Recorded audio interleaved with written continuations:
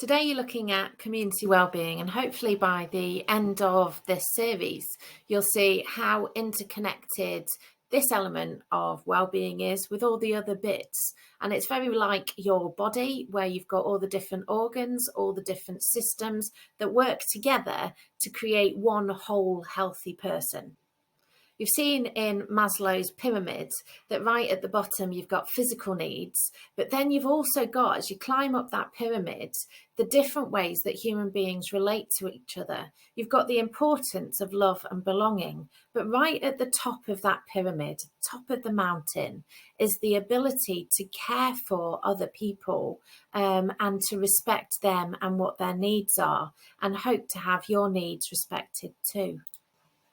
Even if we're an introvert, even if we prefer to spend more time on our own and that's where we get our energy, we still need each other. We need each other for jobs. We need each other for our healthcare, for the systems that support our country and our local community. We don't stand alone.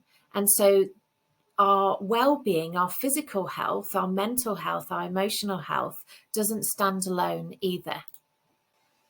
There's a saying that says, a rising tide lifts all ships.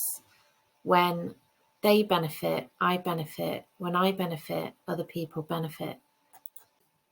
But it's not easy, because as soon as you add another human being into the mix, it starts to get complicated. There's going to be things that are an obstacle for you in developing relationships and trusting people and listening and hearing what they've got to say. And with any right that we might have as human beings to have safety, to have healthcare, to be safe from harm from other people, it also comes with some responsibilities as well.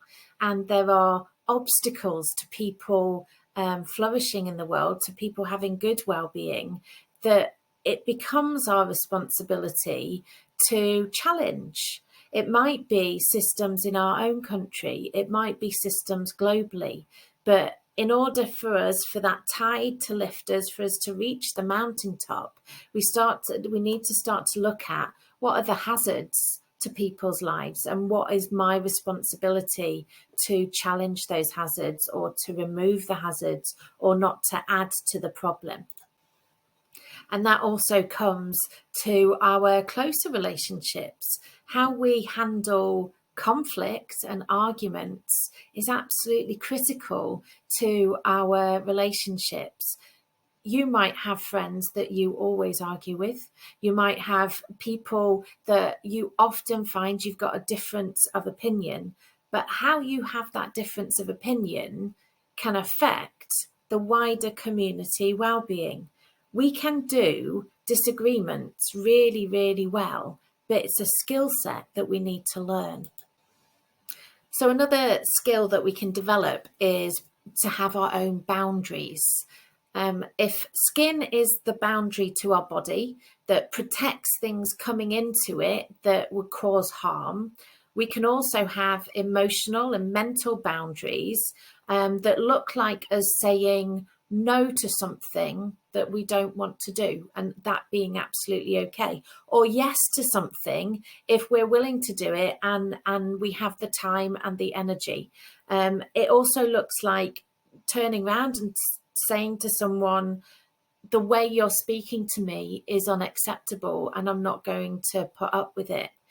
So creating boundaries and saying, this is who I am and this is what I'm willing to do, willing to accept, is absolutely critical to protecting your emotional, your mental, your physical health. And it's also part of having good relationships with other people. So one last skill is asking questions of the people around us of what they want, to find out what their boundaries are, what their needs are. And this is what happened in Malawi, where there was loads of flooding every year, and the local community was asked, well, what do you need? So eventually from that, they got in architects and they built houses that would withstand the really difficult weather systems that come through every year. But not only that, they asked, who is going to benefit from these houses, because not everybody could have one because money was limited, but the community then chose who would benefit most. If one person benefiting rises the tide for everyone, it meant that they all benefited, even though they didn't all get a house. So I hope you can see that with all of these skills, with all of these different elements of what it is that makes us human and helps us to live our best life, that it's all interconnected. You living your best life helps me live my best life, helps them over there, whoever they might be, live their best life. So as you continue looking at the development goals and different types of well-being, I hope you remember to link those in, that they don't stand alone. It's all connected.